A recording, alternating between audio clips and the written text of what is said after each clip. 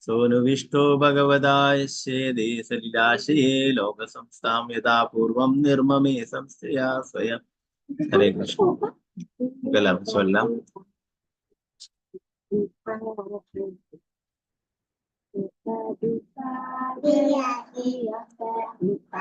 ओम नमो भगवते वासुदेवाय. ओम नमो भगवते वासुदेवाय. सोनुविष्टो भगवदायस्येदे सलिलाशये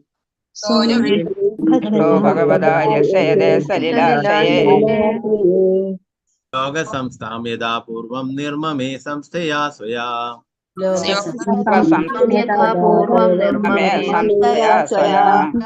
सोनुविष्टो भगवदायस्येदे सलिलाशये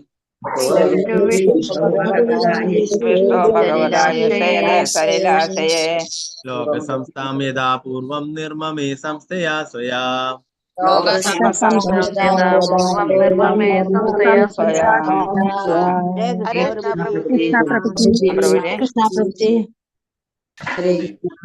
ഒരാളായിട്ട് ചൊല്ലിക്കോളൂ. ശ്രീജി മാതാജി. ഹരേ കൃഷ്ണ മാതാജി. हरे कृष्णा प्रभु जी. चलिए. ओम नमो भगवते वासुदेवाय. सोनुविष्टो भगवता यस्येदे सलिलाशये लोकसंस्थां यदा पूर्वं निर्ममे संस्थया स्वया. हरे कृष्ण. हरे कृष्ण माताजी. ओके.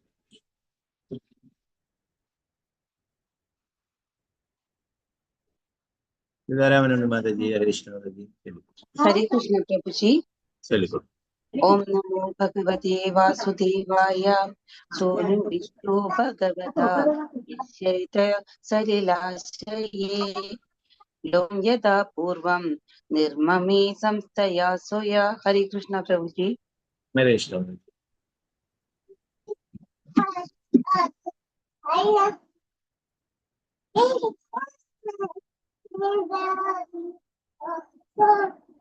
विष्णु प्रेमी माताजी. हरे कृष्ण माताजी. हरे कृष्ण प्रभु जी. प्रणामम. हरे कृष्ण. सोऽनुविष्टाय भगवदाय यस्येदे सलिलाशये लोकसंस्थां यदा पूर्वं निर्ममे संस्थया स्वया. हरे कृष्ण. हरे कृष्ण माताजी. अंबुजादेवी माताजी. हरे कृष्ण माताजी. हरे कृष्ण प्रभु जी. हरे कृष्ण. ओम नमो भगवते वासुदेवाय. सोनुविष्टो भगवता यस्येदे सलिलाशये लोकसंस्थां यदा पूर्वं निर्ममे संस्थया स्वया. हरे कृष्ण प्रभु जी. हरे कृष्ण माताजी.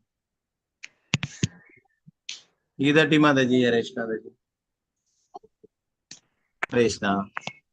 हरे कृष्णा प्रभु जी. चलिए. ओम नमो भगवते वासुदेवाय. सोनुविष्टो भगवदा यस्येदे सलिलाशये लोकसंस्थां यदा पूर्वं निर्ममे संस्थया स्वया.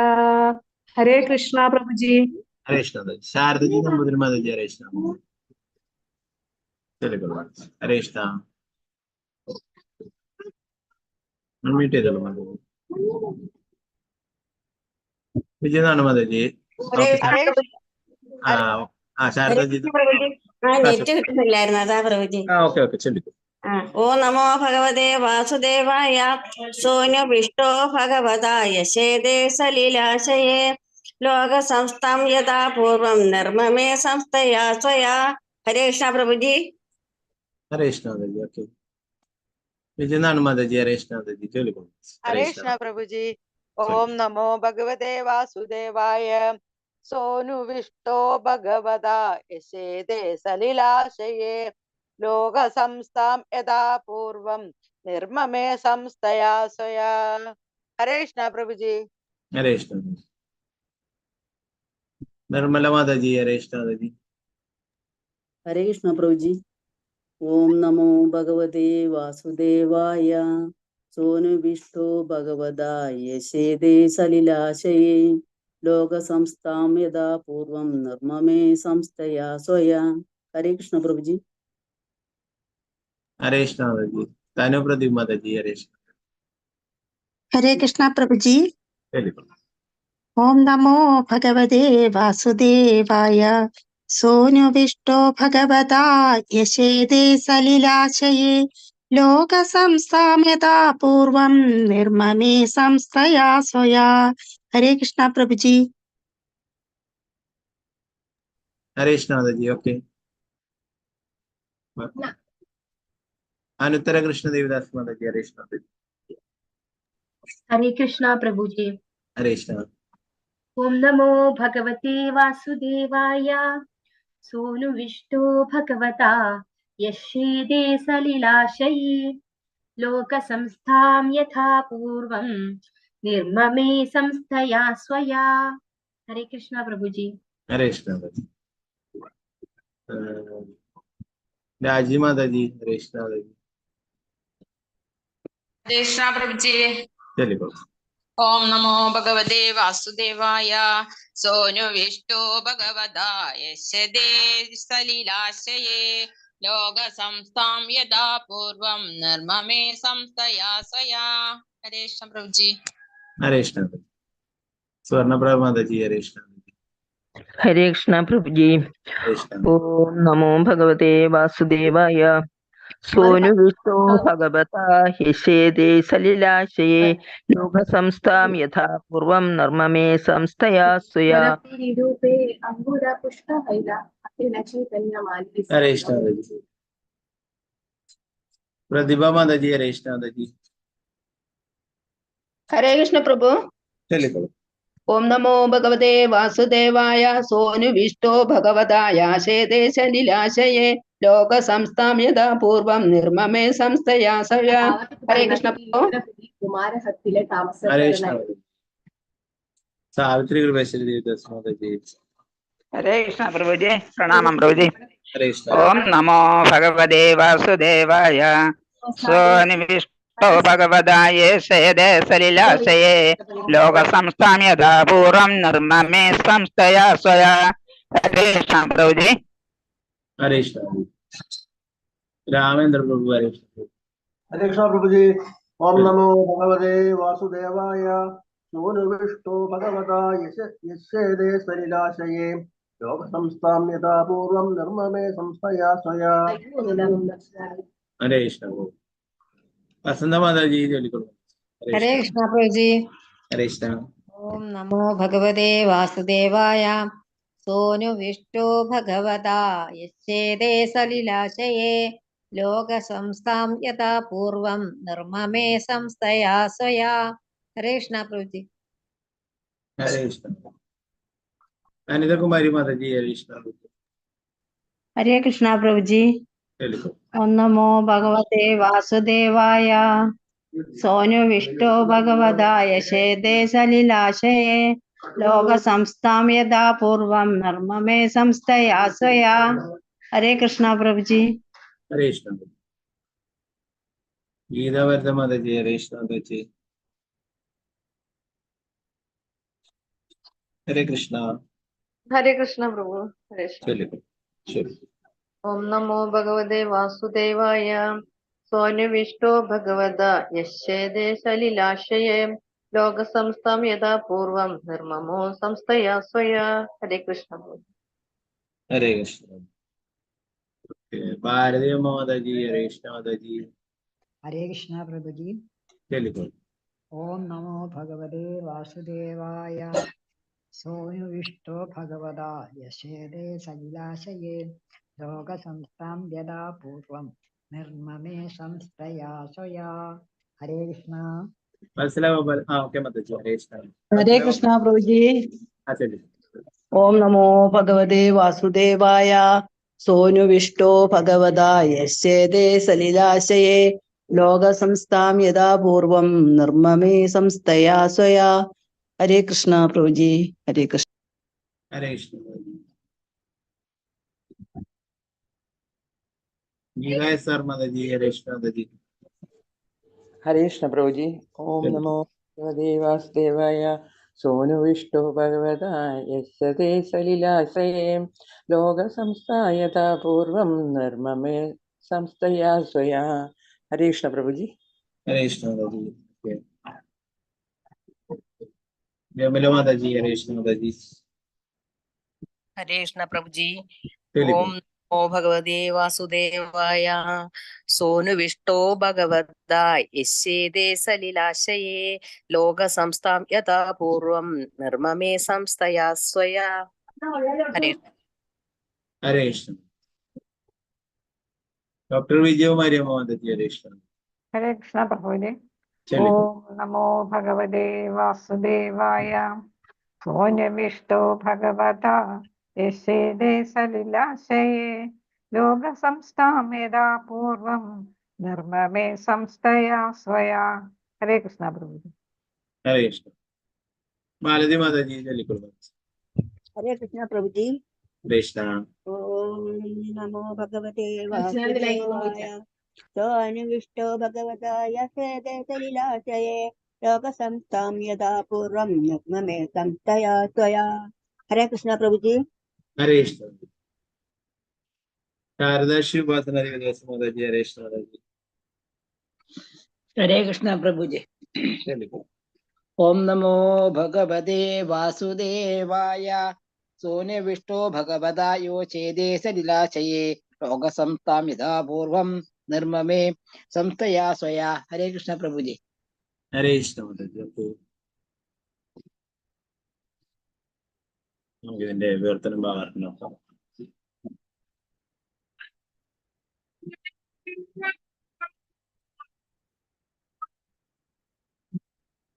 സഹ ഭഗവാൻ ബ്രഹ്മാവ് അനുവിഷ്ട പ്രവേശിച്ചു ഭഗവത ഭഗവാനാൽ യഹ ആരി ചേതേ ഉറങ്ങുക സലിലാശി ഗർഭോദക സമുദ്രം ലോക സംസ്ഥാം ലോകം യഥാപൂർവം മുമ്പത്തെ പോലെ നിർമ്മമേ സൃഷ്ടിച്ചു സംസ്ഥയ ബുദ്ധിയാൽ സ്വയ അവന്റെ സ്വന്തം പ്രവർത്തനം ഭാവാർത്ഥമേ ഭക്തിനിതാന്ത സ്വാമി ശ്രീലത്തിൽ ഉത്പാദിപ്പിച്ച് ഗർഭോദക സമുദ്രത്തിൽ ശയിക്കുന്ന ആ പരമദിവ്യോത്തമ പുരുഷനായ ഭഗവാൻ ബ്രഹ്മാവിന്റെ ഹൃദയത്തിൽ പ്രവേശിച്ചപ്പോൾ ബ്രഹ്മാവ് ഇത് ബുദ്ധിയിൽ ധരിക്കുകയും ഉണർന്ന ബുദ്ധിയാൽ മുമ്പ് എങ്ങനെയായിരുന്നുവോ അതുപോലെ തന്നെ ലോകത്തെ സൃഷ്ടിക്കുവാൻ ആരംഭിക്കുകയും ചെയ്തു. ഭാവാർത്ഥം ശിലപ്രഭുപാദ്. കാരണസമുദ്രത്തിൽ ശയിക്കുന്ന പരമദിവ്യോത്തമ പുരുഷനായ ഭഗവാൻ കാരണോദകശായ വിഷ്ണു ഒരു പ്രത്യേക കാലത്ത് തന്റെ ശ്വാസത്തിൽ നിന്നും അനേകായിരം ലോകങ്ങളെ സൃഷ്ടിക്കുന്നു. പിന്നീട് അദ്ദേഹം ഗർഭോദകശായി വിഷ്ണുവായി ഓരോ ലോകത്തിലും പ്രവേശിച്ച് അവയുടെ അർദ്ധഭാഗം സ്വന്തം സ്വേദത്താൽ നിറച്ചു. ഓരോ ലോകത്തിന്റെയും മറുപകുതി ഒഴിഞ്ഞുകിടുന്നു. അവിധം ഒഴിഞ്ഞുകിടുന്ന മേഖലകൾ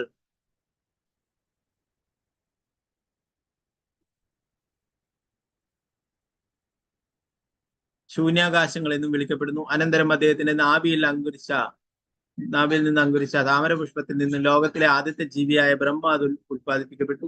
അനന്തരം ഭഗവാൻ വീണ്ടും ക്ഷീരോദകശായി വിഷ്ണുവായി ബ്രഹ്മ ഉൾപ്പെടെ എല്ലാ ജീവസത്തകളുടെയും ഹൃദയത്തിൽ പ്രവേശിച്ചു.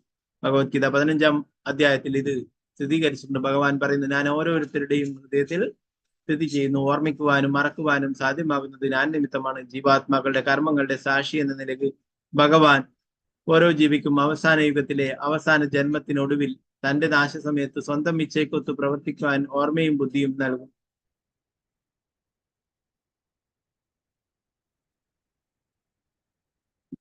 ഒരുവൻ സ്വന്തം കഴിവിന്റെ അഥവാ കർമ്മ നിയമങ്ങളുടെ അടിസ്ഥാനത്തിലായിരിക്കും ഈ ബുദ്ധി ഉണരുക. ബ്രഹ്മാവാണ് ആദ്യത്തെ ജീവസത്ത. വികാരങ്ങളുടെ അഥവാ രജോ ഗുണത്തിന്റെ രീതിയിൽ പ്രവർത്തിക്കുവാൻ അദ്ദേഹം പരമോന്നതനായ ഭഗവാനാൽ ഭാരമേൽപ്പിക്കപ്പെട്ടു. സ്വന്തം ചുമതല നിറവേറ്റാൻ ആവശ്യമായ ബുദ്ധിയും അദ്ദേഹത്തിന് നൽകി. പരമദിവ്യോത്തമ പുരുഷനായ ഭഗവാനോളം തന്നെ ഏറെക്കുറെ സ്വതന്ത്രനാണ് അദ്ദേഹം എന്നതിനാൽ അദ്ദേഹത്തിന് നൽകപ്പെട്ട ബുദ്ധി അതിശക്തവും അതിവിശാലവുമാണ്. ഉന്നതാധികാരമുള്ള ഒരു മാനേജർക്ക് അയാളുടെ സ്ഥാപനത്തിന്റെ ഭരണനിർവഹണ കാര്യങ്ങളിൽ സ്ഥാപനത്തിന്റെ ഉടമയോളം തന്നെ ഏറെക്കുറെ സ്വാതന്ത്ര്യം ഉണ്ടായിരിക്കുന്നത് പോലെ ലോകത്തെ നിയന്ത്രിക്കുന്നതിന് ഭഗവാന്റെ പ്രതിനിധി എന്ന നിലയിൽ ബ്രഹ്മാവിന് ഏറെക്കുറെ പരമദിവ്യോത്തമ പുരുഷനായ ഭഗവാനോളം തന്നെ അധികാരവും സ്വാതന്ത്ര്യവും ഉണ്ടെന്ന് ഇവിടെ വിവരിച്ചിരുന്നു. ഭഗവാൻ പരമാത്മാവായി ബ്രഹ്മാവിൽ കുടികൊണ്ട് അദ്ദേഹത്തിന് സൃഷ്ടി നടത്താനുള്ള ബുദ്ധി നൽകി. അതിനാൽ ഓരോ ജീവസത്തേക്കുമുള്ള സൃഷ്ടിശക്തി അവന്റെ സ്വന്തമല്ല, ഭഗവാന്റെ കാരുണ്യത്താലാണ് ഒരുവിനെ സൃഷ്ടി നടത്തുവാൻ കഴിയുന്നത്. ഭൗതിക ലോകത്തിൽ അത്ഭുതകരമായ സർഗശേഷിയുള്ള അനേകം ശാസ്ത്രജ്ഞരും വിദഗ്ധരായ ജോലിക്കാരും ഉണ്ടെങ്കിലും അവരെല്ലാം പരമോന്നതനായ ഭഗവാന്റെ സംവിധാനത്തിന് കീഴിലാണ് പ്രവർത്തിക്കുന്നത്. സൃഷ്ടി പ്രക്രിയയിൽ ഏർപ്പെടുന്നതും ഒരു ശാസ്ത്രജ്ഞനെ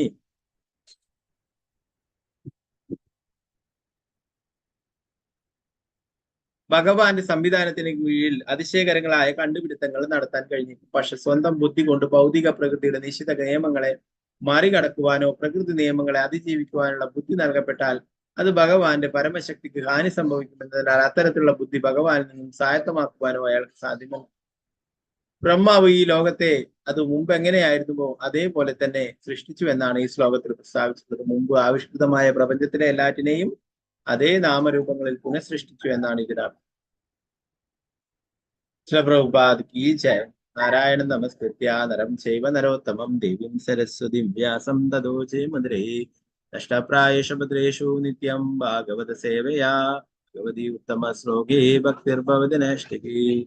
മൂകം കരോതി വാചാലം പങ്കും ലംഘയതേ ഗിരിം യത്കൃപാതമഹം വന്ദേ ശ്രീഗുരു ദീനദാരിണം പരമാനന്ദമാധവം ശ്രീചൈതന്യീശ്വരം. നമോ വിഷ്ണുപാദായ കൃഷ്ണപൃഷ്ഠായ ഭൂതലേ ശ്രീമതേ ഭക്തിവേദാന്ത സ്വാമിനി നാമിനി നമസ്തേ സാരസ്വതേ ദേവേ ഗൗരവാണി പ്രചാരിണേ നിർവിശേഷ ശൂന്യവാദി പാശ്ചാത്യദേശധാരിണി. जय श्री कृष्ण चैतन्य प्रभु नित्यानंद श्री अद्वैत गदाधर श्रीवासादि गौर भक्तवृंद. हरे कृष्णा कृष्ण कृष्ण हरे हरे हरे राम राम राम हरे हरे. गुरुवे गौरचंद्राय राधिकाय हरे कृष्णाय कृष्ण भक्ताय भक्ताय प्रभुपाद जीवराज के निताय गौर प्रेमार्थे. हरे हरे कृष्ण.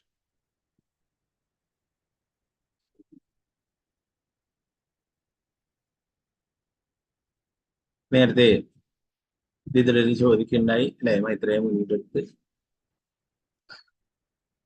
വരാഹമൂർത്തിയായിട്ട് ഭഗവാൻ ഭൂമി ദേവിയെ സമുദ്രത്തിൽ നിന്ന് എടുത്ത് ഉയർത്തുകയും പൂർവ്വസ്ഥിതിയിൽ സ്ഥാപിക്കുകയും ചെയ്തു അല്ലെ. അതിനുശേഷം പിന്നീട് എന്തൊക്കെയാണ് നടന്നിട്ടുള്ളത്, എന്തൊക്കെയാണ് സൃഷ്ടികർമ്മങ്ങൾ എങ്ങനെ നടന്നു എന്നൊക്കെയാണ് ചോദിക്കുന്നത്. അപ്പൊ അതിനെ കുറിച്ചിട്ടാണ് ഈ ശ്ലോകങ്ങളിൽ പറയുന്നത്.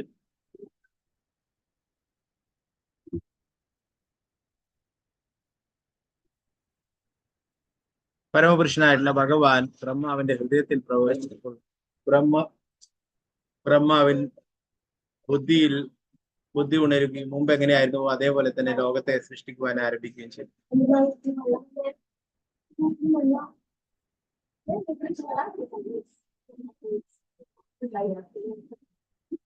ഇതിന്റെ ഭാവാർത്ഥത്തിൽ പറഞ്ഞു, കാരണസമുദ്രത്തിലെ അല്ലെ കാരണശായിയായി വിഷ്ണുവായിട്ട് ഭഗവാൻ അവിടെ ശയിക്കുന്നു. അദ്ദേഹത്തിന്റെ ഓരോ രോമകൂപത്തിൽ നിന്നും അനേകം ബ്രഹ്മാണ്ടങ്ങൾ ഉണ്ടാവുന്നു അല്ലെ. നമ്മള് ആ ഗോലോകശാസ്ത്രത്തിലൊക്കെ കണ്ടിട്ടുണ്ടായിരുന്നു.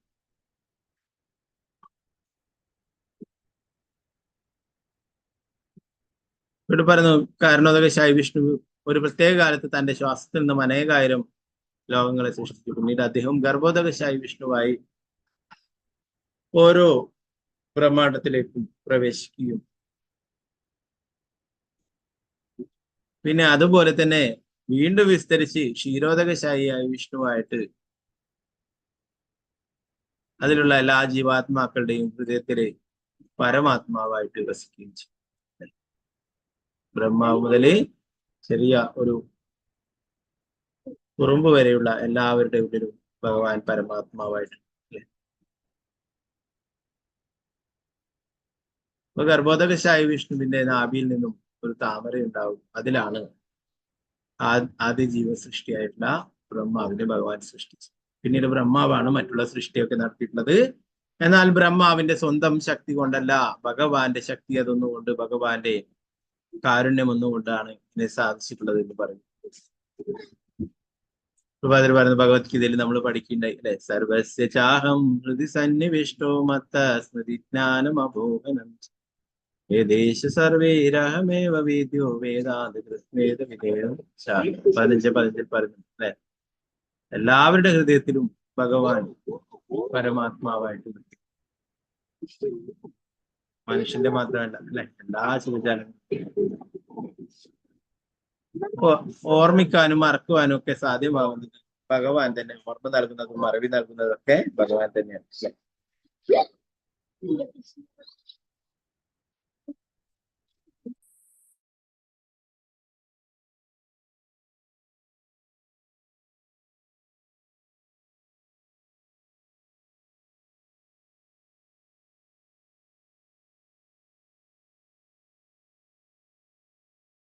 ഹരേ കൃഷ്ണ. സോറി. ഇപ്പൊ ഇവിടെ പറയുന്നത് ഭഗവാൻ തന്നെയാണ് അല്ലെ. ഓർമ്മയും മറവിയും മറക്കാനായിട്ട് നമുക്ക് മറവി തരുന്നതും ഭഗവാൻ തന്നെ. എന്താണ്, നമ്മൾ എത്രയോ ലക്ഷം ജന്മങ്ങൾ കഴിഞ്ഞിട്ടാണ് അല്ലെ ആ ജന്മങ്ങളെയൊക്കെ നമുക്ക് ഓർമ്മയുണ്ടെങ്കിൽ എന്താ പറയാ അല്ലെ, ഈ ഒരു ജന്മത്തിലുള്ള കാര്യങ്ങൾ തന്നെ ഓർക്കാത്തത് അത്രയും എന്താ പറയാ പ്രയാസപ്പെടുത്തുന്നതായിരിക്കും പല കാര്യം അല്ലെ. എന്നാൽ എത്രയോ ജന്മങ്ങൾ, എന്തൊക്കെ ജന്മങ്ങളായി എന്തൊക്കെ നമ്മൾ ചെയ്തിട്ടുണ്ടല്ലേ, അതെല്ലാം നമ്മളിൽ നിന്നും ഭഗവാൻ മറയ്ക്കുന്നു. ഭഗവാൻ ഓർമ്മയും നൽകുന്നതായിട്ടും പറയുന്നു. ജീവാത്മാക്കളുടെ കർമ്മങ്ങൾ സാക്ഷി എന്ന നിലയ്ക്ക് ഭഗവാൻ ഓരോ ജീവിക്കും അവസാന യുഗത്തിലെ അവസാന ജന്മത്തിനൊടുവിൽ തന്റെ നാശസമയത്ത് സ്വന്തം ഇച്ഛയ്ക്കൊത്ത് പ്രവർത്തിക്കുവാൻ ഓർമ്മയും ബുദ്ധിയും നൽകുന്നു. ഒരുവന്റെ സ്വന്തം കഴിവിന്റെ കർമ്മ നിയമങ്ങളുടെ അടിസ്ഥാനത്തിലായിരിക്കും ഈ ബുദ്ധി ഉണരുക.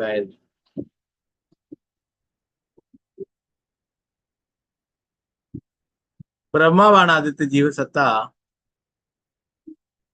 വികാരങ്ങളുടെ രീതിയിൽ പ്രവർത്തിക്കുവാൻ അദ്ദേഹം പരമോന്നതനായ ഭഗവാനാൽ ഭാരമേൽപ്പിക്കും. സ്വന്തം ചുമതല നിറവേറ്റാൻ ആവശ്യമായ ബുദ്ധിയും അദ്ദേഹത്തിന് നൽകി. പരമദിവപുരുഷനായ ഭഗവാനോളം തന്നെ ഏറെക്കുറെ സ്വതന്ത്രനാണ് അദ്ദേഹം എന്നതിനാൽ അദ്ദേഹത്തിന് നൽകപ്പെട്ട ബുദ്ധി അതിശക്തവും അതിവിശാലവുമാണ്. പ്രഭാതിരിയുടെ ഒരു ഉദാഹരണം പറയുന്നു. ഒരു സ്ഥാപനത്തിന്റെ ഉടമ എല്ലാ സമയത്തും സ്ഥാപനത്തിൽ ഉണ്ടായെന്ന് വരില്ല അല്ലെ. അദ്ദേഹം പല തിരക്കിലൊക്കെ ആയിരിക്കും അല്ലെ. എന്നാൽ ഒരു സ്ഥാപനം, ഫാക്ടറി ആയിക്കോട്ടെ, വേറെ എന്തെങ്കിലും കമ്പനി ആയിക്കോട്ടെ, അതിന്റെ എല്ലാ മേൽനോട്ടവും വഹിക്കുന്നത് ആരാണ്? മാനേജർ ആയിരിക്കും അല്ലെ. ആ മാനേജർക്ക് എല്ലാ ഉത്തരവാദിത്തങ്ങളും നൽകപ്പെട്ടിരിക്കും അല്ലെ. എന്തൊക്കെ ചെയ്യണം, എന്തൊക്കെ ചെയ്യണ്ട എന്ന കാര്യങ്ങളൊക്കെ ചെയ്യണം, എല്ലാം ഏൽപ്പിച്ചിട്ടുണ്ടാവും അല്ലെ. അതുകൊണ്ട് അവിടെ അതിന്റെ ഉടമയില്ലെങ്കിലും കാര്യങ്ങളൊക്കെ ഭംഗിയായിട്ട് നടക്കും അല്ലെ മാനേജർ. ഇന്നൊരു കലിയുഗത്തില് അങ്ങനെയുള്ള മാനേജർമാരെയും വെച്ചാലും ചിലപ്പോ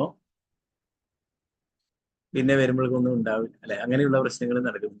എന്നാൽ സത്യസന്ധനായിട്ടുള്ള ഒരു മാനേജർ ആണെങ്കിൽ ആ ഉടമയ്ക്ക് എപ്പോഴും അവിടെ തന്നെ ഇരിക്കുകയും അതിനെ ശ്രദ്ധിക്കുകയും വേണ്ട അല്ലെ. അതൊക്കെ കൃത്യമായിട്ട് ആ മാനേജർ ചെയ്യും അല്ലെ. അതുപോലെ എല്ലാ അധികാരങ്ങളും ആ മാനേജർക്ക് നൽകിയിട്ടുണ്ട് അല്ലെ. ഇവിടെ പറയുന്നു ഭഗവാൻ അതുപോലെ ബ്രഹ്മാവിനെയും എല്ലാ സ്വാതന്ത്ര്യവും നൽകിയിരിക്കുന്നത്. ഉന്നത അധികാരമുള്ള ഒരു മാനേജർക്ക് അയാൾക്ക് സ്ഥാപനത്തിന്റെ ഭരണ നിർവഹണ കാര്യങ്ങൾ സ്ഥാപനത്തിന്റെ ഉടമയോളം തന്നെ ഏറെക്കുറെ സ്വാതന്ത്ര്യം ഉണ്ടായിരിക്കുന്ന പോലെ ലോകത്ത് നിയന്ത്രിക്കുന്നതിന് ഭഗവാന്റെ പ്രതിനിധി എന്ന നിലയിൽ ബ്രഹ്മാവിന് ഏറെക്കുറെ പരമദിവ്യ പുരുഷനായ ഭഗവാനോളം തന്നെ അധികാരവും സ്വാതന്ത്ര്യവും ഉണ്ടെന്ന് ഇവിടെ വിവരിച്ചു. ഭഗവാൻ പരമാത്മാവിൽ ബ്രഹ്മാവിൽ കുടികൊണ്ട് അദ്ദേഹത്തിന് സൃഷ്ടി നടത്താനുള്ള ബുദ്ധി നൽകി. അതിനാൽ ഓരോ ജീവസത്തേക്കുമുള്ള സൃഷ്ടിശക്തി അവന്റെ സ്വന്തമല്ല, ഭഗവാന്റെ കാരണത്താലാണ് ഒരുവനെ സൃഷ്ടി നടത്തുവാൻ കഴിയുന്നത്. ഭഗവാൻ പറയുന്നു അല്ലെ, അഹം ബീജ പ്രതാപിതാൻ, ഞാനാണ് എല്ലാവരുടെയും ബീജപ്രദാതാവായിട്ടുള്ള പിതാവ് എന്ന് പറയാം. അപ്പൊ ഭഗവാനാണ് യഥാർത്ഥ സൃഷ്ടി നടത്തുന്നത്. എന്നാൽ ബ്രഹ്മാവിലൂടെ അത് ചെയ്യുന്നത് മാത്രം അല്ലെ. ബ്രഹ്മാവ് നേരത്തെ തന്നെ നമ്മൾ ഭാഗവതത്തിൽ പഠിച്ചു. ബ്രഹ്മാവ് പറയുന്നു എല്ലാവരും വിശ്വസിക്കുന്നത്, എല്ലാവരും അറിയുന്നത് ഞാനാണ് എല്ലാ കാര്യങ്ങളും സൃഷ്ടിയൊക്കെ നടത്തുന്നത്. അല്ല, ഞാൻ ഭഗവാന്റെ കയ്യിലുള്ള ഒരു ഉപകരണം മാത്രമാണ്. ഭഗവാന്റെ ശക്തി അതൊന്നുകൊണ്ട് തന്നെ ഭഗവാന്റെ നിർദ്ദേശം അനുസരിച്ചിട്ടാണ് പ്രവർത്തിക്കുന്നത് എന്ന് നേരത്തെ പറയുന്നത് അല്ലെ.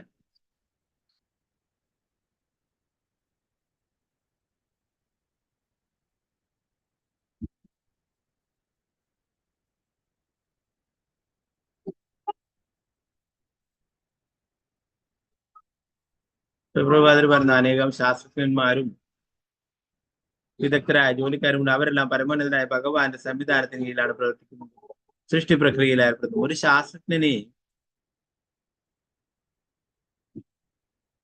ഭഗവാന്റെ സംവിധാനത്തിന് കീഴിൽ അതിശയകരങ്ങളായ കണ്ടുപിടുത്തങ്ങൾ നടത്താൻ കഴിയും. പക്ഷെ സ്വന്തം ബുദ്ധി കൊണ്ട് ഭൗതിക പ്രകൃതിയുടെ നിശ്ചിത നിയമങ്ങളെ മറികടക്കുവാനോ പ്രകൃതി നിയമങ്ങളെ അതിജീവിക്കുവാനോ ഉള്ള ബുദ്ധി നൽകപ്പെട്ടാൽ അത് ഭഗവാന്റെ പരമശക്തിക്ക് ഹാനി സംഭവിക്കുന്നതിനാൽ അത്തരത്തിലുള്ള ബുദ്ധി ഭഗവാനെ സ്വായത്തമാക്കുവാനോ അയാൾക്ക് സാധ്യമല്ല. ബ്രഹ്മാവ് ഈ ലോകത്തെ അത് മുമ്പ് എങ്ങനെയായിരുന്നുവോ അതേപോലെ തന്നെ സൃഷ്ടിച്ചു എന്നാണ് ഈ ശ്ലോകത്തിൽ പുസ്തകം. മുമ്പ് ആവിഷ്കൃതമായിരുന്ന പ്രപഞ്ചത്തിലെ എല്ലാറ്റിനെയും അതേ നാമരൂപങ്ങൾ പുനഃസൃഷ്ടിക്കുക എന്നാണ് ഇതിനെ എല്ലാവർക്കും ബുദ്ധി നൽകുന്നതും ഭഗവാനാണ് അല്ലെ. ശാസ്ത്രജ്ഞന്മാർ അത്ഭുതകരമായിട്ടുള്ള കണ്ടുപിടുത്തങ്ങളൊക്കെ നടത്തുന്നു. അതിനുള്ള ബുദ്ധി നൽകുന്നതും ആരാണ്? ഭഗവാൻ അല്ലെ. അവരുടെ ഹൃദയത്തിൽ പരമാത്മാവായിരിക്കുന്നതും ഭഗവാനാണ്. എന്നാൽ ഇത്രയും അവര് കണ്ടുപിടുത്തങ്ങളൊക്കെ നടത്തുന്ന കഴിവുള്ളവരാണ്. അത് വിചാരിച്ചിട്ട് ഭൗതിക പ്രകൃതിയുടെ നിയമങ്ങളെ ഒരിക്കലും മറികടക്കുവാനോ അതിജീവിക്കുവാനോ മാറ്റാനോ ഒന്നും സാധിക്കില്ല എന്ന്. 18ാമത്തെ ശ്ലോകം നമ്മൾ. ഓം നമോ ഭഗവതേ വാസുദേവായ സസർജ ഛായയാ വിദ്യാം പഞ്ചപർവാണമഗ്രതഃ തമിശ്രാമന്തതാമിശ്രം തമോ മോഹോ മഹാതമഃ സസർജാ ഛായയാ വിദ്യാം പഞ്ചപർവാണമഗ്രതഃ താമിശ്രാമന്തതാമിശ്രം തമോ മോഹോ മഹാതമഃ. ഹരേ കൃഷ്ണ. ആരാണ് ചൊല്ലാൻ താല്പര്യമുണ്ടോ? ഓക്കെ, സുപ്രഭ മാതാജി ചൊല്ലിക്കുന്നു. ഹരേ കൃഷ്ണ. ഹരേ കൃഷ്ണ പ്രഭുജി. ഓം നമോ ഭഗവതേ വാസുദേവായ സസർജഛായയാ വിദ്യാ പഞ്ചപർവാണമഗ്രതഃ താമിശ്രമന്തതാമിശ്രം തമോ മോഹോ മഹാതമഃ. പ്രഭുജി. ഹരേ കൃഷ്ണ. ശ്രീരഞ്ജിനി മാതാജി. ഹരേ കൃഷ്ണ മാതാജി.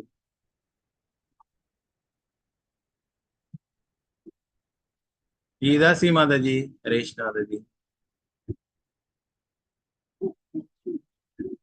രമണി മാതാജി. ഹരേ കൃഷ്ണ മാതാജി. ഹരേ കൃഷ്ണ പ്രഭുജി.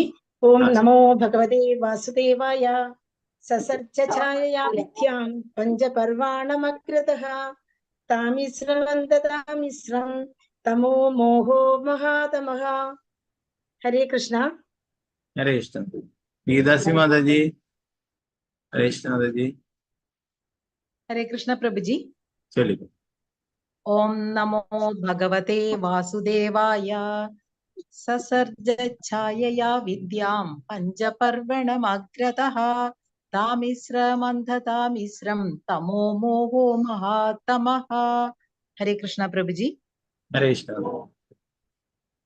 ശ്രീരഞ്ജിനി മാതാജി. ഹരേ കൃഷ്ണ മാതാജി. അൺമ്യൂട്ട് ചെയ്തോളൂ.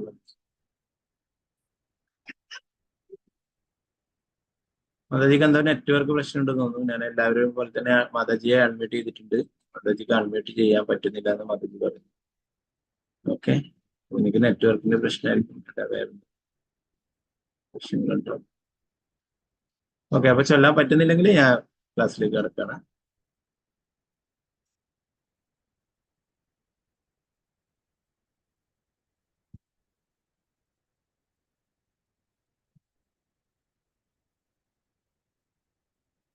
സസർജ സൃഷ്ടിച്ചു, ഛായയ അവന്റെ നേലോടുകൂടി, അവിദ്യാം അജ്ഞത, പഞ്ചപർവണാം 5 വൈവിധ്യങ്ങൾ, അഗ്രതഃ എല്ലാറ്റിലും ആദ്യം, താമിശ്രം കോപം, അന്ധതാമിശ്രം അന്ധമായ കോപം, തമഹ തമസ്, മോഹ മോഹം, മഹാതമഹ മഹാതമസ് അല്ലെങ്കിൽ മഹാമോഹം. വിവർത്തനം ഭാവാർത്ഥം എസ് ഭക്തിവേദാന്ത സ്വാമി ശ്രീപാദ്. ബ്രഹ്മാവ്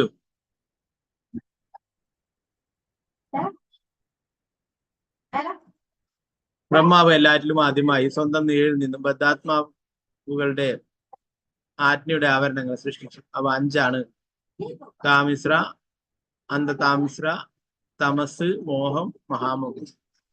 ഭാവാർത്ഥം ശിവപ്രഭുപാദി.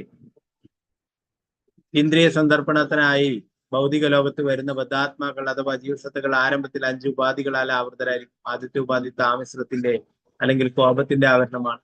വ്യവസ്ഥാപിതമായി ഓരോ ജീവസത്തയ്ക്കും നേരിയ സ്വാതന്ത്ര്യം അനുഭവിക്കപ്പെട്ടിട്ടുണ്ട്. പക്ഷേ ഈ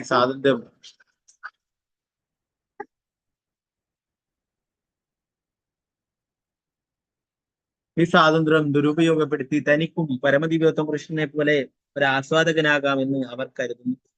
എനിക്കും എന്തുകൊണ്ട് പരമോന്നതനായ ഭഗവാനെ പോലെ ഒരു സ്വതന്ത്ര ഭോക്താവായിക്കൂടാ? അവൻ സ്വയം ചോദിക്കുന്നു. അസൂയയിൽ നിന്നോ കോപത്തിൽ നിന്നോ ഉളവാകുന്നതാണ് സ്വന്തം വ്യവസ്ഥാപിതമായ സ്ഥാനത്തെക്കുറിച്ചുള്ള അവന്റെ ഈ വിസ്മൃതി. ശാശ്വതമായി ഭഗവാന്റെ നിത്യസേവകനായിരിക്കേണ്ട ജീവസത്തയ്ക്ക് അദ്ദേഹത്തിന് സമനായ ഭോക്താവാകാൻ അനുശാസനയില്ല. ഇത് വിസ്മരിക്കുകയും ഭഗവാനൊപ്പമാകാൻ പരിശ്രമിക്കുകയും ചെയ്യുമ്പോഴത്തെ അവന്റെ അവസ്ഥയെ താമിശ്രം എന്ന് പറയും. ആത്മസാക്ഷാത്കാരത്തിന്റെ തലത്തിൽ പോലും ജീവസത്തയ്ക്ക് ഈ താമിശ്ര മനോഭാവത്തെ അതിജീവിക്കുവാൻ പ്രയാസം. ഭൗതിക ജീവിതത്തിന്റെ കുരുക്കുകളിൽ നിന്ന് മോചിതരാകാൻ യത്നിക്കുന്നതിൽ പോലും പരമോന്നതനൊപ്പമാകാൻ ആഗ്രഹിക്കുന്ന ധാരാളം പേരുണ്ട്. അവരുടെ അതീന്ദ്രിയ കർമ്മങ്ങളിൽ പോലും താമസത്തിന്റെ ഈ അധമ മനോഭാവം തുടങ്ങും. മരണത്തെ എല്ലാറ്റിന്റെയും അന്ത്യമായി പരിഗണിക്കുന്നവരാണ് അന്ധതാമിശ്രർ.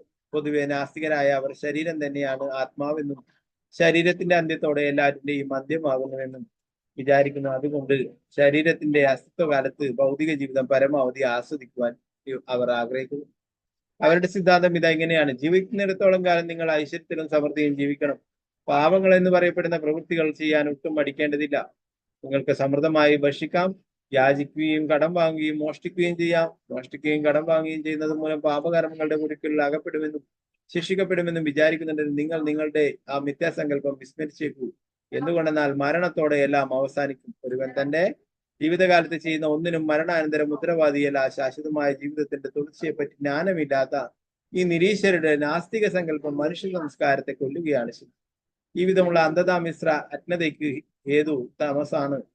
ആത്മാവിനെ പറ്റി യാതൊന്നും അറിവില്ലാത്ത അവസ്ഥയാണ്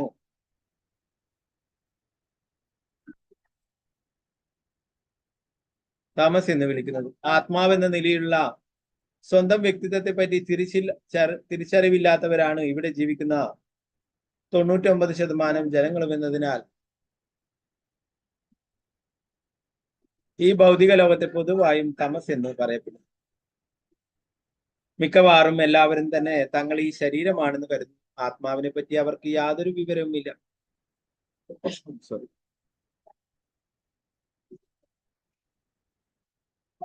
ഈ മിഥ്യാസങ്കല്പത്താൽ നയിക്കപ്പെടുന്നതിനാൽ ഒരുവൻ എല്ലായ്പ്പോഴും ഇങ്ങനെ ചിന്തിക്കുന്നു: ഇതെന്റെ ശരീരമാകുന്നു, ഈ ശരീരവുമായി ബന്ധപ്പെട്ടതെല്ലാം എന്റേതാകുന്നു.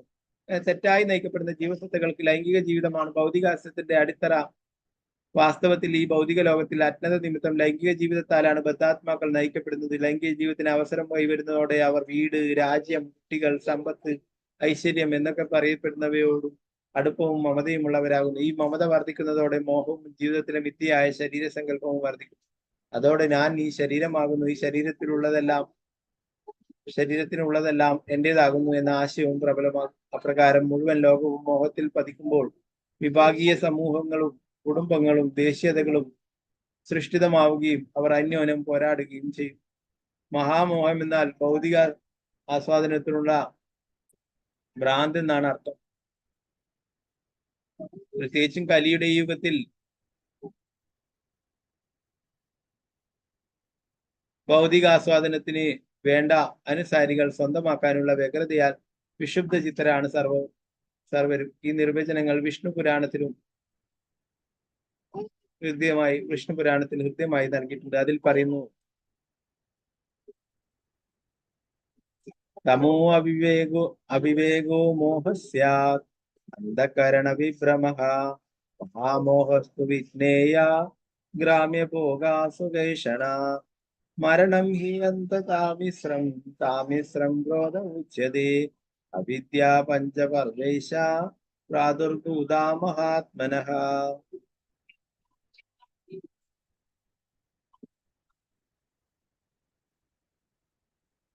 പ്രഭുപാദി ജയ്.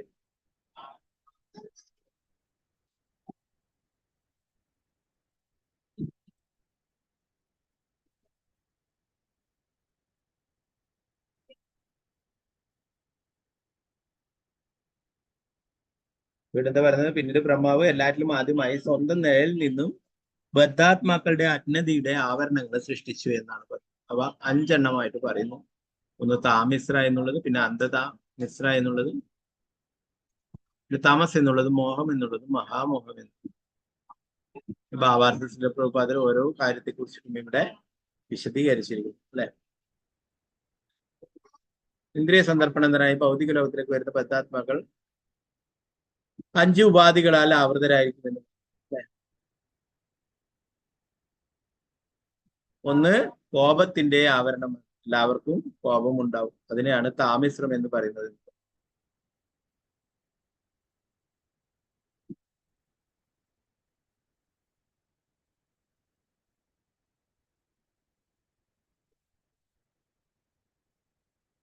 എല്ലാവർക്കും പരിമിതമായുള്ള സ്വാതന്ത്ര്യമുണ്ട്. എന്നാൽ അത് ദുരുപയോഗപ്പെടുത്തിയിട്ട് ഭഗവാനെ പോലെ തന്നെ ഒരു ആസ്വാദകനുമാകണമെന്ന് കരുതുന്നു.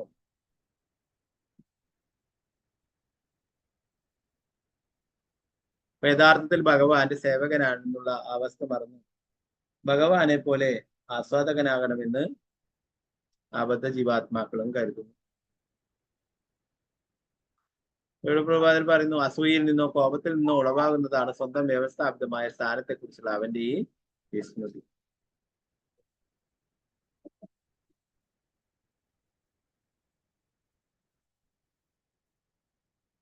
ശാശ്വതമായി ഭഗവാന്റെ നിത്യസേവനായിരിക്കേണ്ട ജീവസത്യക്ക് അദ്ദേഹത്തിന് സമനായ ഭോക്താവാകാൻ അനുശാസനയില്ല. ഇത് വിസ്മരിക്കുകയും ഭഗവാനൊപ്പമാകാൻ പരിശ്രമിക്കുകയും ചെയ്യുമ്പോഴത്തെ അവന്റെ അവസ്ഥയെ താമിശ്രം എന്ന് വിളിക്കുന്നു. ആത്മസാക്ഷാത്കാരത്തിന്റെ തലത്തിൽ പോലും ദിവസത്തേക്ക് താമിശ്ര മനോഭാവത്തെ അതിജീവിക്കുവാൻ പ്രയാസമാണ്.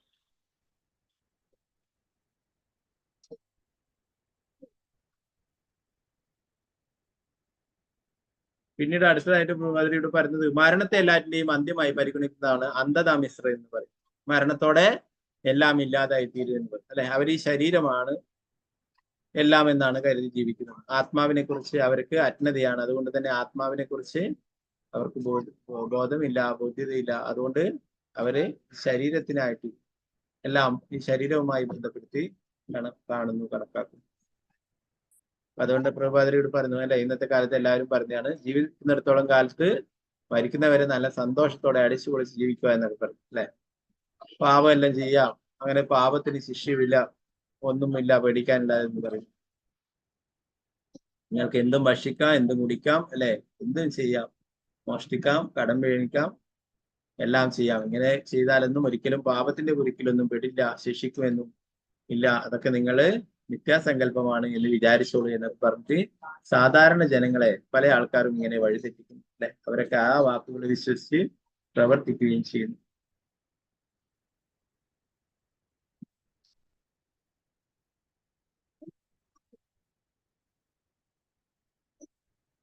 യാചിക്കുകയും കടം വാങ്ങുകയും മോഷ്ടിക്കുകയും ചെയ്യാം. കടം ചെയ്യുന്നത് മൂലം പാപകർമ്മങ്ങൾ കുരുക്കൾ അകപ്പെടുന്ന ശിക്ഷിക്കുമെന്ന് വിചാരിക്കുന്നത് നിങ്ങൾ നിങ്ങളുടെ വ്യത്യാസങ്കല്പം വിസ്മരിച്ചേക്കും. എന്തുകൊണ്ടെന്നാൽ മരണത്തോടെ എല്ലാം അവസാനിക്കും. വരും തന്റെ ജീവിതകാലത്ത് ചെയ്യുന്ന ഒന്നിനും മരണാനന്തരം ഉത്തരവാദിയല്ല.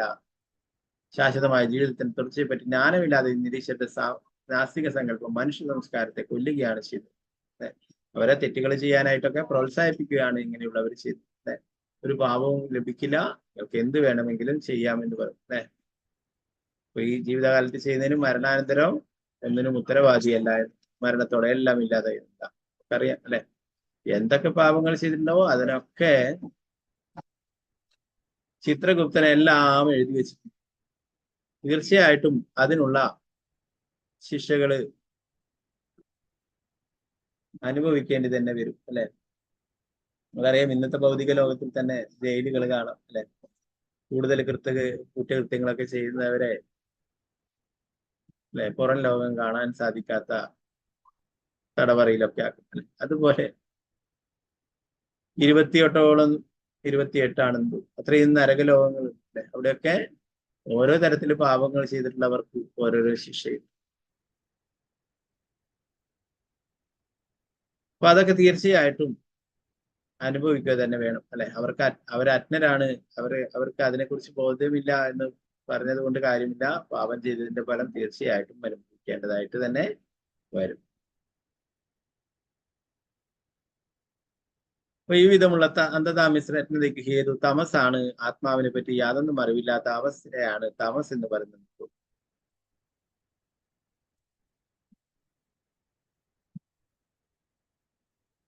പ്രഭുപാദർ പറയുന്നു, ആത്മാവ് എന്ന നിലയ്ക്കുള്ള സ്വന്തം വ്യക്തിത്വത്തെ പറ്റി തിരിച്ചറിയില്ലാത്തവരാണ് ഇവിടെ ജീവിക്കുക. 99% ജനങ്ങൾ എന്നതിനാൽ ഈ ഭൗതിക ലോകത്ത് പൊതുവായി തമസ് എന്ന് പറയപ്പെടുന്നു. മിക്കവാറും എല്ലാവരും തന്നെ തങ്ങൾ ഈ ശരീരമാണെന്ന് കരുതുന്നു. ആത്മാവിനെ പറ്റി അവർക്ക് യാതൊരു വിവരവുമില്ല. എല്ലാവരും എന്താണ് വിചാരിക്കുന്നത്? ഞാൻ എന്ന് പറയുന്നത് ഈ ശരീരമാണ്. അല്ലെ, അതിനുപരിയായിട്ടുള്ള ആത്മാവിനെ കുറിച്ചുള്ള യാതൊരു ജ്ഞാനവുമില്ല. അതിൽ 99% ജനങ്ങളും അങ്ങനെയാണ് ജീവിക്കുന്നത്. ശരീരത്തിന് വേണ്ടിയിട്ട് എല്ലാ കാര്യങ്ങളും ചെയ്യുന്നത്. എന്നാൽ ആത്മാവിന് വേണ്ടിയിട്ട്, അല്ലെ, നമുക്കറിയാം ഈ ശരീരത്തിൽ നിന്നും ആത്മാവ് പോയാൽ അത് ശവം. അല്ലെ, അത് ആ ചൈതന്യമില്ലാത്തതിന് യാതൊരു മൂല്യവുമില്ല നമുക്കറിയാം. അല്ലെ, എന്നാൽ ആ ഒരു എന്താ പറയാ ആർക്കും വേണ്ടാത്ത ആ ശരീരത്തിനാണ് അമിതമായിട്ടുള്ള പ്രാധാന്യം നൽകുന്നത്. സ്വന്തം വീട്ടിൽ തന്നെ ഒരാൾ മരിച്ചു കഴിഞ്ഞാൽ തന്നെ കുറച്ച് സമയമൊക്കെ വെക്കുമായിരിക്കും അല്ലെ, പിന്നെ പിന്നെ അത്രയും പഴകും തോറും അത് വിഷമായിട്ടുള്ള ഗന്ധവും മറ്റും ഒക്കെ ആയിട്ട് അത് വേഗം തന്നെ സംസ്കരിക്കാനായിട്ട് പറ്റില്ല. അപ്പൊ ആ ശരീരത്തിന് അത്രയേ ഉള്ളൂ അല്ലെ. നമ്മൾ നേരത്തെയൊക്കെ ഭാഗവതത്തിൽ തന്നെ പഠിക്കുകയുണ്ടായി അല്ലെ. നായ്ക്കളും കഴുകന്മാരും ചെന്നായ്ക്കളും കഴുകന്മാരും ഒക്കെ കൊത്തി തിന്നുന്നതാണ് അല്ലെ ഈ ശരീരം എന്ന് പറഞ്ഞിട്ട് പറയുകയുണ്ടായി നേരത്തെ. അപ്പൊ അതിനെ അമിതമായിട്ട് പ്രാധാന്യം നൽകുന്നവരൊക്കെ അജ്ഞതയിലാണുള്ളത് അല്ലെ. അവര് വഴിതെറ്റിപ്പെട്ടവരാകുന്നു. അവരെ നയിക്കുന്നവരും പറയുന്നു ഈ എന്ത് ചെയ്യാം, നിങ്ങൾ ഈ ശരീരമാണ്, ഇത് നശിക്കുന്നതിനോടെ എല്ലാ പാപകർമ്മങ്ങളിൽ നിന്നും ഒന്നും നിങ്ങളെ ബാധിക്കുകയില്ല. തീർച്ചയായിട്ടും ശാസ്ത്രങ്ങളിലൊക്കെ പറഞ്ഞു എന്തൊക്കെ പാപങ്ങൾ ചെയ്തിട്ടുണ്ടോ അതിനൊക്കെ തീർച്ചയായിട്ടും അതിന്റെ പാപഫലങ്ങൾ അനുഭവിച്ചേ മതിയാവും, ശിക്ഷ അനുഭവിച്ചേ മതിയാവും. അപ്പൊ ഇവിടെ നേരത്തെ ശാസ്ത്രജ്ഞന്മാരെയൊക്കെ പറഞ്ഞു അല്ലെ, അവര് വേറെ ഗ്രഹങ്ങളിലുള്ള കാര്യങ്ങളും മറ്റുള്ള കാര്യങ്ങളൊക്കെ കണ്ടുപിടിക്കുന്നു. അതൊക്കെ നല്ല കാര്യം തന്നെ. എന്നാൽ സ്വന്തം വ്യക്തിത്വത്തെ കുറിച്ച് അവർക്ക് ബോധമില്ല. പല ഉയർന്ന വൈഷ്ണവരെന്ന് പറയുന്ന കേട്ടിട്ടുണ്ട്. പല ശാസ്ത്രജ്ഞന്മാരും മറ്റൊക്കെ പല കണ്ടുപിടുത്തങ്ങളും അതൊക്കെ നടത്താനായിട്ട് പരിശ്രമിച്ച് പോയി അവസാനം അതൊക്കെ ഫെയിൽ ആവുമ്പോൾ അവര് ആത്മഹത്യ ചെയ്യുകയാണ് ചെയ്യാറ്. പല അങ്ങനെയുള്ള സ്ഥാപനങ്ങളിലും കൂടുതൽ ശതമാനം പേരും ആത്മഹത്യ ചെയ്തതായിട്ടാണ് റിപ്പോർട്ട് ചെയ്യുന്നത്. അപ്പൊ അവർക്കറിയില്ല, അവര് ലോകത്ത് മറ്റു ഗ്രഹങ്ങളിലുള്ള കാര്യങ്ങളും മറ്റുള്ള കാര്യങ്ങളൊക്കെ കണ്ടുപിടിക്കുന്നു, എന്നാൽ സ്വന്തം ആത്മാവിനെ കുറിച്ച് അവർക്ക് യാതൊരു വിവരവുമില്ല. ആത്മാവിനെ കുറിച്ച് ബോധമുള്ള ആളുകളാണെങ്കിൽ ഒരിക്കലും ആത്മഹത്യ ചെയ്യുകയില്ല.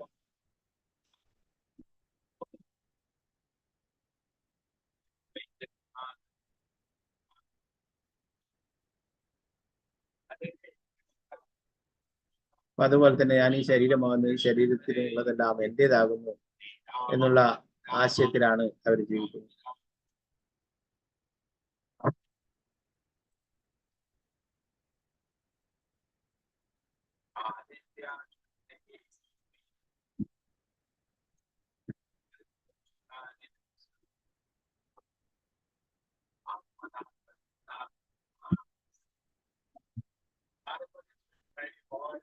അപ്പൊ ഇതിനെ മോഹം എന്ന് പറയുന്നത് പ്രകാരം മുഴുവൻ ലോകവും മോഹത്തിൽ പതിക്കും. വിഭാഗീയ സമൂഹങ്ങളും കുടുംബങ്ങളും ദേശീയതകളും സൃഷ്ടമാകും. അവർ അന്യോന്യം പോരാടുകയും ചെയ്യും. മഹാമോഹം എന്നാൽ ഭൗതികാസ്വാദനത്തിലുള്ള ഭ്രാന്ത് എന്നാണ് അർത്ഥം. മോഹം സാധാരണ ശരീരവുമായിട്ട് ബന്ധപ്പെട്ടത് മറ്റുള്ള ഭൗതികമായിട്ടുള്ള കാര്യങ്ങളൊക്കെ ആസ്വദിക്കാനുള്ളത്. എന്നാൽ മഹാമോഹം എന്ന് പറയുന്നത് ഭൗതിക ആസ്വാദനത്തിലുള്ള ഭ്രാന്ത്. എനിക്ക് ഇന്ന കാര്യങ്ങളൊക്കെ വേണം അല്ലെ, അതിനായിട്ട് കഠിനമായിട്ട് പരിശ്രമിക്കും അല്ലെ. അത് കിട്ടാതെ അപ്പോൾ പല എന്താ പറയാ സൂയിസൈഡ് ചെയ്യുക, അങ്ങനെയുള്ള കാര്യങ്ങളൊക്കെ ഇതൊക്കെ ഭൗതിക ആസ്വാദനത്തിനുള്ള ഭ്രാന്താണെന്ന് പറഞ്ഞു. പ്രത്യേകിച്ച് കലിയുടെ യുഗത്തിൽ ഭൗതിക ആസ്വാദനത്തിന് വേണ്ട അനുസാരികൾ സ്വന്തമാക്കാനുള്ള വ്യഗ്രതയാൽ വിശുദ്ധ ചിത്രമാണ് സർവ്വ ഈ നിർവചനങ്ങൾ വിഷ്ണു പുരാണത്തിൽ കൃത്യമായി നൽകിയിട്ടുണ്ടെന്ന് പ്രഭുപാദിത്തം. ആ വിഷ്ണു പുരാണത്തിൽ നിന്നുള്ള ശ്ലോകവും ഇവിടെ കൊടുത്തിരിക്കുന്നു പ്രഭുപാദം.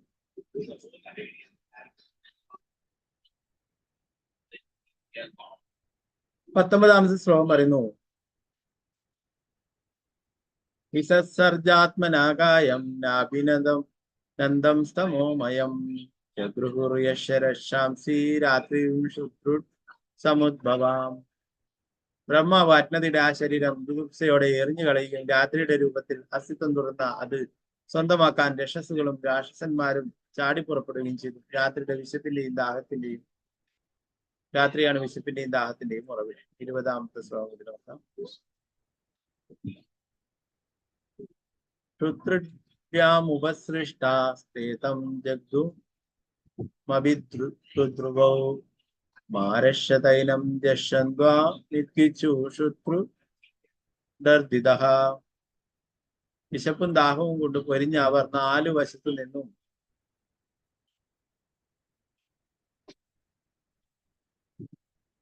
ബ്രഹ്മാവിന് വിഴുങ്ങാൻ ആർത്തിയോടെ ഓടിയെടുത്ത് അലറി, അവനെ വിടരുത്, അവനെ തിന്നണമെന്ന്. ലോകത്തിലെ ചില രാജ്യങ്ങളിൽ ലക്ഷന്മാരുടെയും രാക്ഷസന്മാരുടെയും പ്രതിനിധികൾ ഇന്നുമുണ്ട്. അത്തരം പ്രാകൃതരായ മനുഷ്യർ അവരുടെ പിതാമഹന്മാരെ പോലും കൊല്ലുന്നതിനും അവരുടെ ശരീരങ്ങൾ വറുത്തും പൊരിച്ചും സ്നേഹസദ്യ ഒരുക്കുന്നതിലും സന്തോഷങ്ങൾ.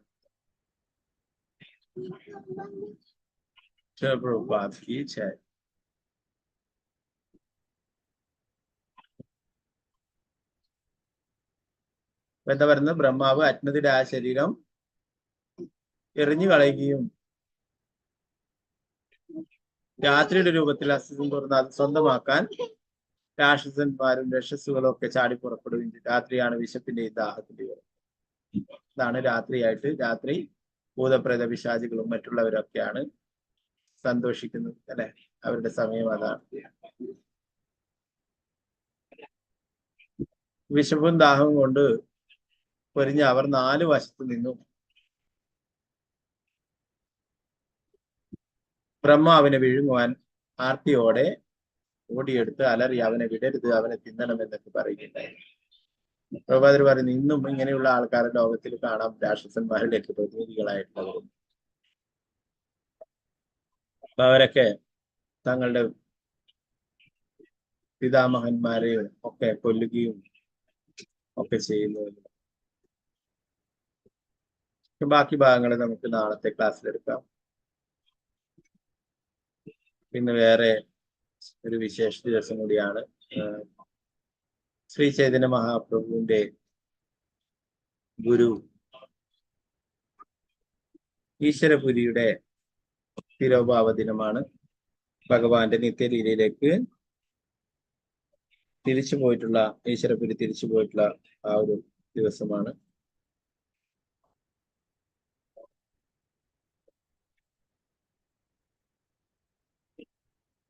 പിന്നീട് വിജയ ഏകാദശി കൂടിയാണ്, അല്ലെ?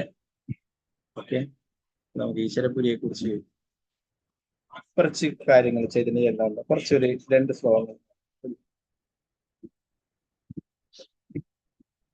ഓക്കെ, ചൈതന്യ ചരിതാമൃതം ആദിലീല 9-ാം അധ്യായത്തിൽ 11-ാമത്തെ ശ്ലോകത്തിൽ അതിനെക്കുറിച്ച് വിശദീകരിക്കുന്നു.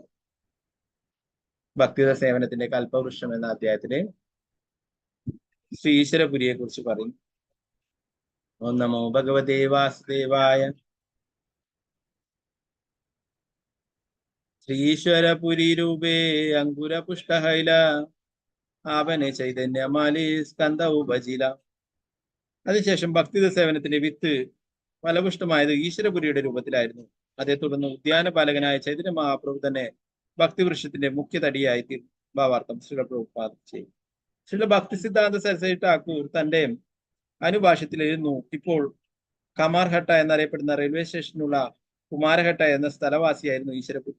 അതിനു സമീപത്തായി ഈസ്റ്റേൺ റെയിൽവേയിൽപ്പെട്ട ആലിസാറ എന്നു പേരുള്ള മറ്റൊരു റെയിൽവേ സ്റ്റേഷൻ. ഈ റെയിൽവേ സ്റ്റേഷൻ ഓടുന്നത് കൽക്കത്തയുടെ കിഴക്കൻ വിഭാഗത്തിലാണ്. ബ്രാഹ്മണ കുടുംബത്തിൽ പിറന്ന ഈശ്വരപുരി ശ്രീല മാധവേന്ദ്രപുരിയുടെ ഏറ്റവും പ്രിയപ്പെട്ട ശിഷ്യനായിരുന്നു.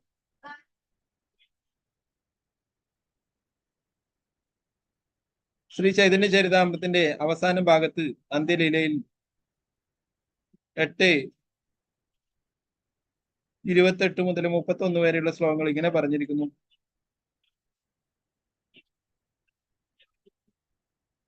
ഈശ്വരപുരി ഗോസാനി കരേ ശ്രീപദ സേവന സഹസ്തേ കരേന മല മൂത്രാദി മാർജന നിരന്തര കൃഷ്ണനാമ കരയ സ്മരണ കൃഷ്ണനാമ കൃഷ്ണലീല ശുനയ അനുഷണ ദുഷ്ടഹന പുരി താന്റെ കൈല ആലിംഗന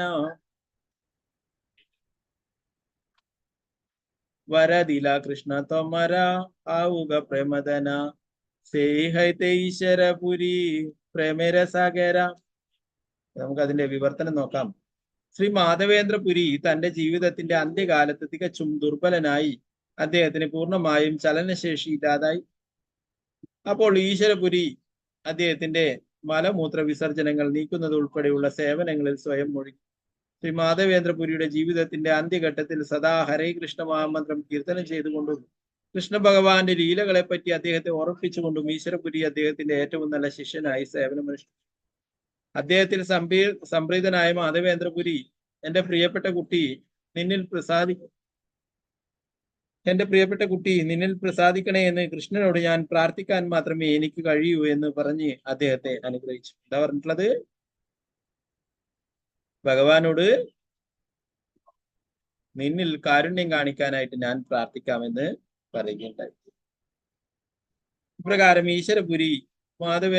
ഈശ്വരപുരി തന്റെ ആത്മീയ ഗുരുവായ മാധവേന്ദ്രപുരിയുടെ കാരുണ്യത്താൽ ഭഗവത് പ്രേമസാഗരത്തിലെ ഒരു മഹാഭക്തനായിരുന്നു. നമുക്കറിയാം ഭഗവാൻ അല്ലെ, ക്ഷീർചോർ ഗോപിനാഥൻ മാധവേന്ദ്രപുരിക്ക് വേണ്ടിയിട്ട് പാൽപായസം മോഷ്ടിച്ചു വെച്ചിട്ടുള്ള ആണ് ഭഗവാൻ അല്ലെ. ഭഗവാൻ അത്രയും പ്രിയപ്പെട്ട ഭക്തനാണ്. അപ്പൊ ആ മാധവേന്ദ്രപുരിയുടെ ശിഷ്യനാണ് ഈശ്വരപുരി എന്ന് പറയുന്നത്. മാധവേന്ദ്രപുരിക്ക് വയ്യാത്ത സമയത്ത് അദ്ദേഹത്തിന്റെ മലമൂത്രങ്ങൾ മാറ്റുകയും അദ്ദേഹത്തിന് ശ്രീമദ് ഭാഗവതം വായിച്ചു കേൾപ്പിക്കുകയും ചൈതന്യ മറ്റുള്ള ഭഗവാനെ സംബന്ധിച്ചുള്ള ഗ്രന്ഥങ്ങൾ വായിച്ചു കേൾപ്പിക്കുകയും ഭഗവാന്റെ തിരുനാമം അദ്ദേഹത്തിന്റെ അടുത്തിരുന്ന് ജപിക്കുകയും ഒക്കെ ചെയ്യുകയുണ്ടായി. അപ്പൊ അതിന് അത്രയും സേവനങ്ങൾ ചെയ്തുകൊണ്ട് മാധവേന്ദ്രപുരി അവസാന കാലത്ത് ഈശ്വരപുരിയെ അനുഗ്രഹിക്കുകയുണ്ടായി. ഞാൻ കൃഷ്ണനോട് നിന്നിൽ കാരുണ്യം കാണിക്കുവാൻ, നിന്നിൽ പ്രസാദിക്കണമേ എന്ന് ഞാൻ പ്രാർത്ഥിക്കാമെന്ന് പറഞ്ഞു.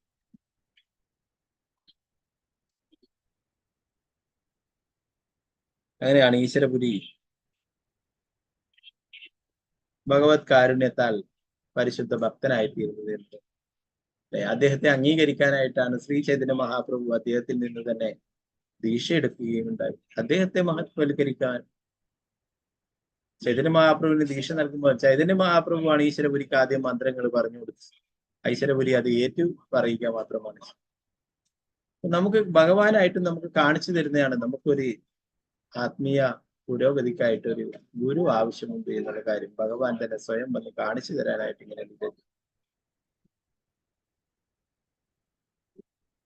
ചില വിശ്വനാഥ ചക്രവർത്തി താക്കൂർ അദ്ദേഹത്തിന്റെ ഗുരു അഷ്ടക പ്രാർത്ഥനയിൽ പറഞ്ഞിരിക്കുന്നു: യസ്യ പ്രസാദാത് ഭഗവത് പ്രസാദോ യസ്യ പ്രസാദാൻ നഗതി കൂതോപി. യസ്യ പ്രസാദാത് ഭഗവത് പ്രസാദോ യസ്യ അപ്രസാദാൻ നഗതി കൂതോപി. ആധ്യാത്മിക ഗുരുവിന്റെ കാരുണ്യം കൊണ്ട് ഒരുവന് കൃഷ്ണ കാരുണ്യത്തിനായി അനുഗ്രഹിക്കപ്പെടുന്നു. ആധ്യാത്മിക ഗുരുവിന്റെ കാരുണ്യമില്ലാതെ ഒരുവന് ഒരു പുരോഗതിയും നേടാനാവില്ല. ആധ്യാത്മിക ഗുരുവിന്റെ കാരുണ്യത്താലാണ് ഒരുവൻ പരിപൂർണിതനായി തീരുന്നത്. ഇവിടെ വ്യക്തമായി ദൃഷ്ടാന്തീകരിച്ചിട്ടുള്ളതുപോലെ ഒരു വൈഷ്ണവൻ എല്ലായ്പ്പോഴും ഭഗവാനാൽ സംരക്ഷിക്കപ്പെടുന്നു. പക്ഷെ അദ്ദേഹം ശാരീരികമായി ദുർബലനാകുന്ന പക്ഷം അദ്ദേഹത്തെ സേവിക്കുവാൻ ശിഷ്യന്മാർക്ക് അവസരം ലഭിക്കുന്നു. ഈശ്വരപുരി സേവനം കൊണ്ട് തന്റെ ആധ്യാത്മിക ഗുരുവിനെ സംപ്രീതനാക്കി. ആധ്യാത്മിക ഗുരുവിന്റെ അനുഗ്രഹങ്ങളാൽ ശ്രീ ചൈതന്യ മഹാപ്രഭു അദ്ദേഹത്തെ സ്വന്തം ആധ്യാത്മിക ഗുരുവായി സ്വീകരിക്കുന്ന വിധത്തിലുള്ള മഹത് വ്യക്തിത്വമായി തീർന്നു.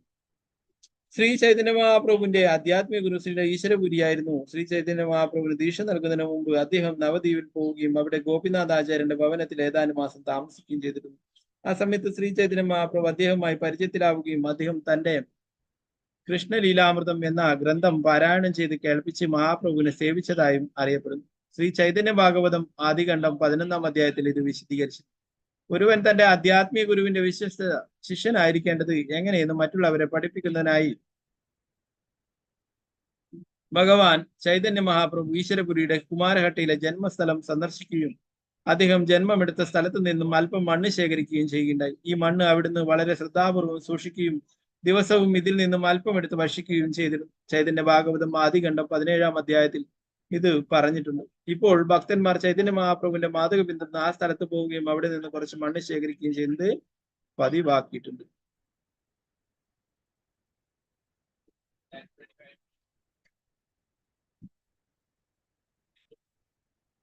ഈശ്വരപുരിക്ക് ജയ. ശ്രീ ചൈതന്യ മഹാപ്രഭുക്ക് ജയ.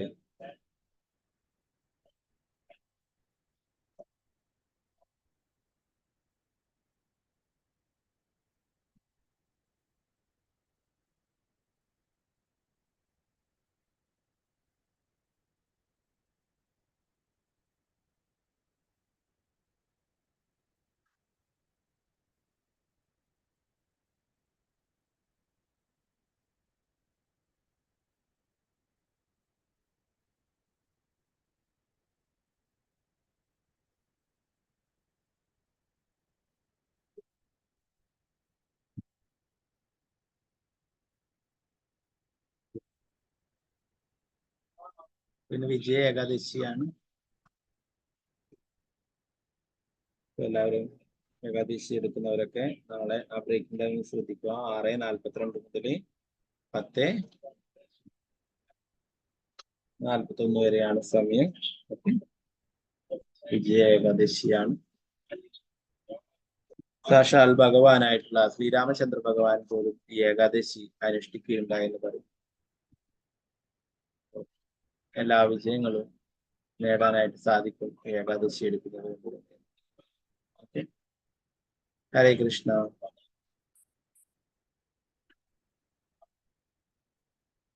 പിന്നെ അടുത്ത ഭാഗങ്ങൾ എന്തെങ്കിലും സംശയങ്ങളുടെ കയ്യൊപ്പാണ്. ഒന്നുമില്ലെങ്കിൽ നമുക്ക് ക്ലാസ് ചുരുക്കാം. എല്ലാവർക്കും സ്ലോഗ ചാൻഡിങ് ഒക്കെ വൈകിയുള്ളതാണ്. ഡാറ്റയെല്ലാം തീർന്നു. ഓക്കെ, അല്ല അതുകൊണ്ടാണ് കുറച്ച് ആൾക്കാർ കുറവായിട്ട് കാണുന്നത്.